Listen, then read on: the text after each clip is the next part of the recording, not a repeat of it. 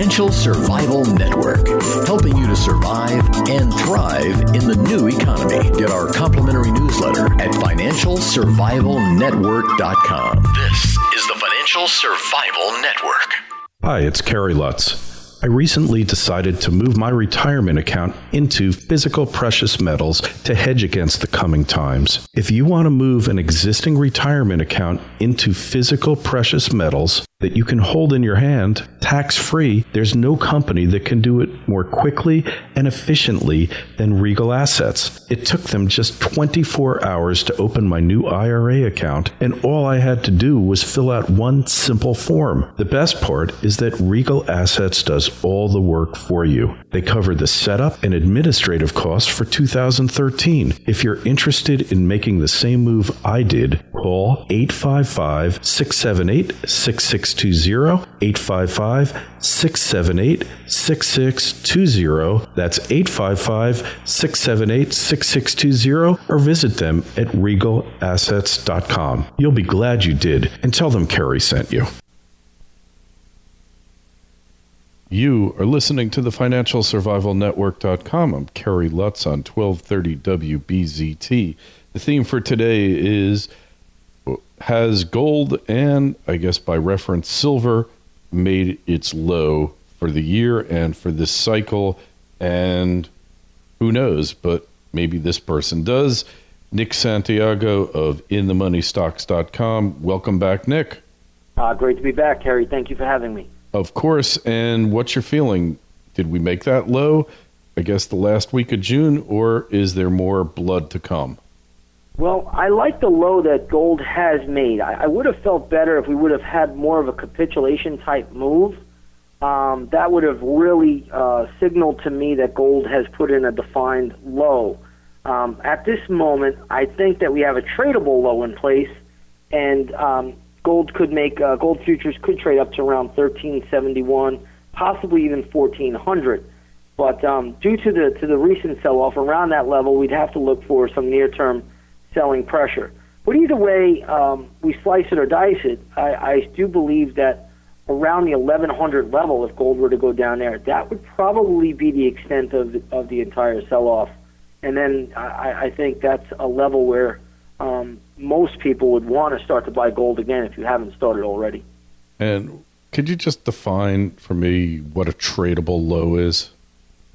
Yeah, a tradable low is when price is selling off and you find a nice little bottom in place. And that basically occurred around June 28th, where gold stopped going down. It reversed. It took out its prior week level, and you can see the week of June 24th.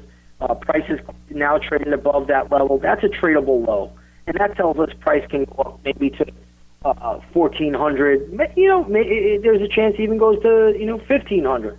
But in there, that's where you're still going to get gold is still going to be met with sellers, and I think this is what we call a tradable low. It's where you can get in the market, get out of the market. You could trade around it if you want to start to accumulate gold for the long haul. That's a place where you could have picked some up. I actually bought a little bit there, and if we go down again and we get down to around 1,100, I'll be a big buyer there. Mm-hmm. So it's basically a good spot to be looking at it, in other words, then. It's a good spot to own gold for the near term if you're going to trade it. If you're going to trade it, you're going to get in it, you're going to get out of it. There's a nice level, where we made a few weeks back at end of June to own gold for the near term. But as far as being the end-all, be-all low, I'm not 100% sure. But like I said to you a little while ago, I don't really see gold going much below 1,100. In fact, I think that would be the low if this is not it already. It's hard to picture it going much lower. I mean, Martin Armstrong, he's a frequent guest on the show. He said 1050. That was his bottom low that he saw. I have 1,100, so I mean, we're in the vicinity there. Warren's a very smart guy. This is what people need to understand is that in 1999, gold was trading around $250 an ounce. It went up to 1,900.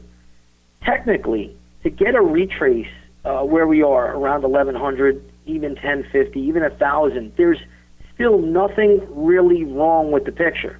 That's just natural. Anybody that's ever traded a stock out there knows the stocks that go parabolic, they come in 50%. Sometimes they'll even fall even more before resuming trend again. This is nothing out of the ordinary. To see a move down to these levels is actually a good time to shake out the weak hands, and it's actually a time for the strong hands to go in and pick up more. Yeah, it makes total sense. And yeah, if you've studied markets for any period of time, you see this happen over and over again. So you really shouldn't be surprised at all, should you?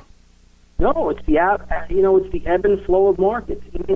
Even when gold topped out at around little over 1,900 an ounce, that week J.P. Morgan Chase came out and they upgraded gold, I believe, to 2,500 an ounce. That was when I put out a note to our subscribers: hey, gold is going down. The correction is about to begin. The only real correction that we even had in gold since the big rally began in 2000 was in 2008. I mean, gold went lower throughout 2008, signaling deflation. But now it's gone, parabolic into 2011, and now it's come back in. And I think it's again signaling deflation. But ultimately, gold, in my opinion, is going to be the last man standing. Yeah, and as you see, perhaps the stock market topping out. What's your feelings on the market there? I mean, it's kind of just gone up uncontrolled, much like gold did for 12 years. Yeah, and this is a product of low interest rates and artificially low interest rates. And in essence, rates are below 0%. But as soon as you could just see what happened about a month ago when the bond yields on the 10-year note started to move higher, Ben Bernanke went into panic mode. He had originally told the world that he was going to start his tapering process, and then all of a sudden he backed out and pulled a John Kerry on us, where he flip-flopped and said, hey, I'm not going to back out. I'm going to keep rates low forever and go on and on from there. So, basically he's just going to keep the methadone pumping into the drug addict. So right now the market is still taking that as a positive, but the reality of it is there's not all that much left in this market. I mean, this guy could be creating the biggest bubble of all time, and in my opinion, it's his balance sheet that could be the biggest bubble. Yeah, so when in doubt, just keep the methadone flowing, huh?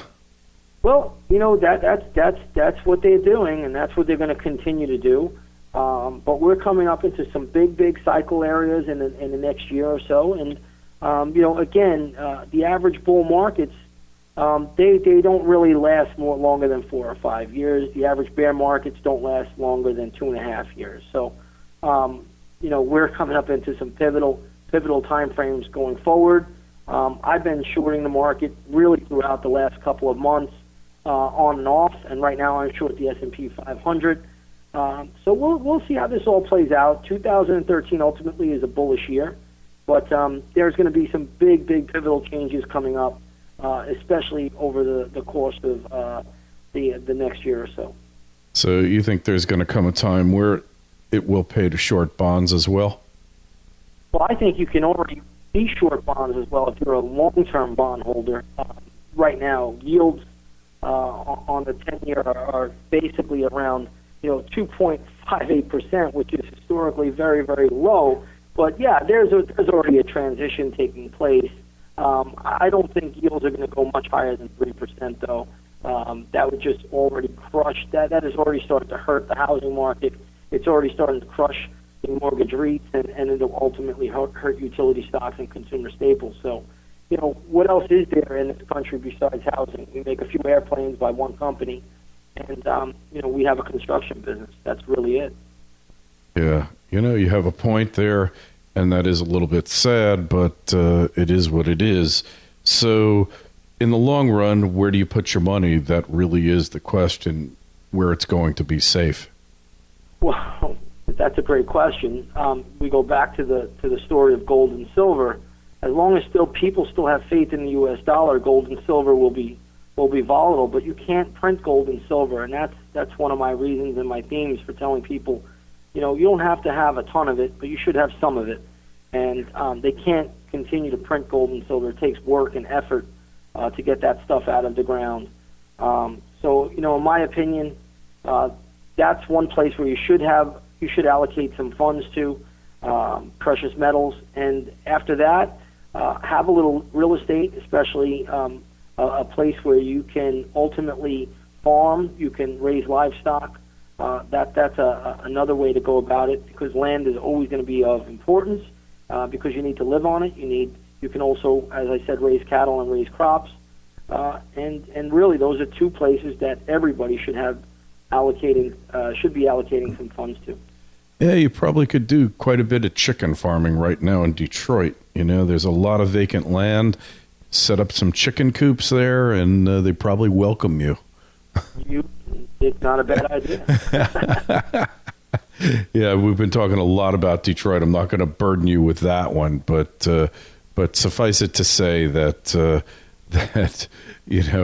they for a lot of these cities, they're not doing it yet, but mark my words, you will start seeing them thinking out of the box, because everything that they're doing now, they're not going to be able to continue delivering services in the manner that they're doing it. It just is not going to be possible to do that, and that's why so much of what we do here in this country is going to change, and that's why you need to be listening to the Financial Survival Network. You need to be reading publications like InTheMoneyStocks.com to figure out what the heck you're going to be doing, because it's all changing much faster than you ever thought possible.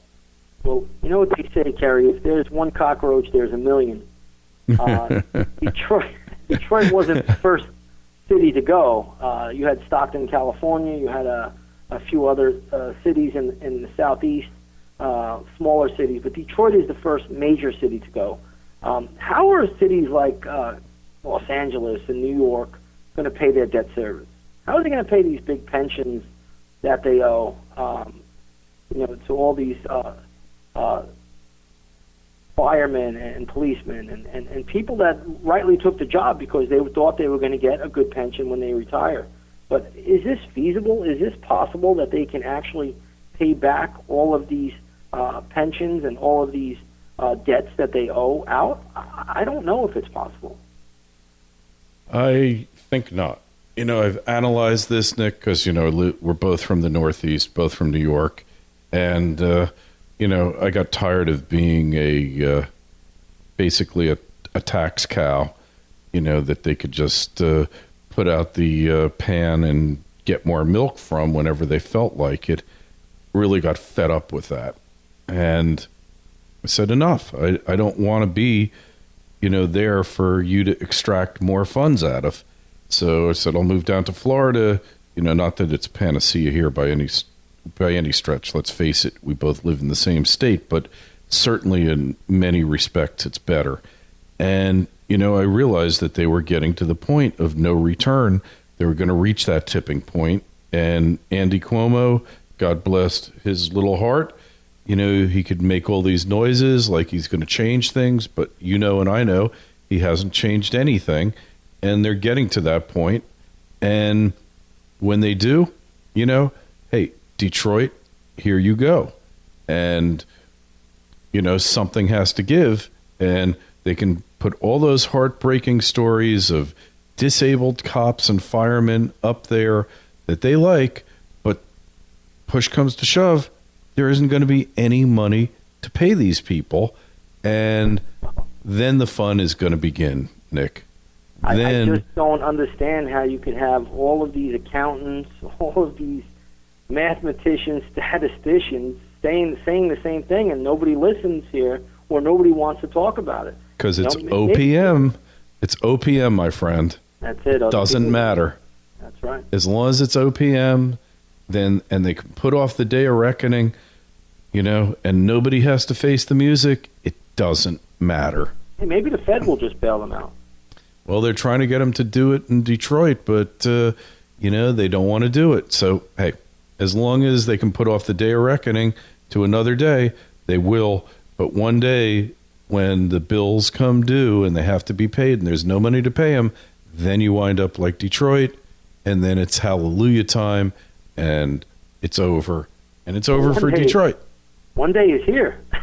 Yeah, it's here for Detroit. One day is here. It's beginning. It's beginning. Yeah, and yeah, it'll be there for New York one day, and that's the way it is. But you know what? In the meantime, as long as you can put it off, you don't have to deal with it. The unions don't have to deal with it. Nobody has to deal with it. It doesn't matter. And they could just keep putting it off, and nobody cares except you and I. And then we leave, and we don't have to deal with it either. But you can only put it off for so long. But yeah, the day comes. It eventually is there. Detroit. Yeah. And it'll be another city and another major city after that. And until, this country wakes up and says, hey, this is just unsustainable, what we're doing, printing money out of thin air is dangerous. Right now, people are just in love with it. They're not realize the dangers of it and the repercussions that come from it. Oh, it's a great thing, and it'll be a great opportunity for you and I to really profit. But unfortunately, people can look and say, well, that was Detroit, the auto industry. That's what put them under. It can't happen to us. But you will see when half a dozen cities go bust, all of a sudden people will be scratching their heads and saying, well, maybe there's something, maybe something really is going on here. Maybe it's not just Detroit. And at that point, something will have to be done. It's like they did a survey, a study was done where they're like pretending to kidnap this lady in broad daylight, and this guy's watching, says, somebody has to do something about it. Somebody do something, help that woman. He's not doing it, but somebody should. But you know what? Has to do it. Yeah, until you do it, nothing is going to matter. And on that note, Nick, inthemoneystocks.com, check it out. Nick's got a great record, really knows what he's doing, what he's talking about. He not only talks the talk, he walks the walk. And financialsurvivalnetwork.com. We'll talk to you in a few weeks, Nick. You be well and enjoy the rest of the summer. It's actually been pretty cool over here. We've had a lot of rain. It's been cooling things off and keeping the hurricanes away. That's it. It's been a great summer here. I hope it stays like this. Yeah, us too. All right, you be well. Thank you, Kerry. Have a great one. Hey, bye. This show was brought to you by PrepareWise. They're the leading producer of certified GMO-free, chemical-free, organic emergency preparedness food. I buy all my emergency preparedness food there, and you should too. I like the 183-serving Mega Sample Pack. It's an amazing value. It's $280. That's less than $2 per meal. Go to preparewise.com.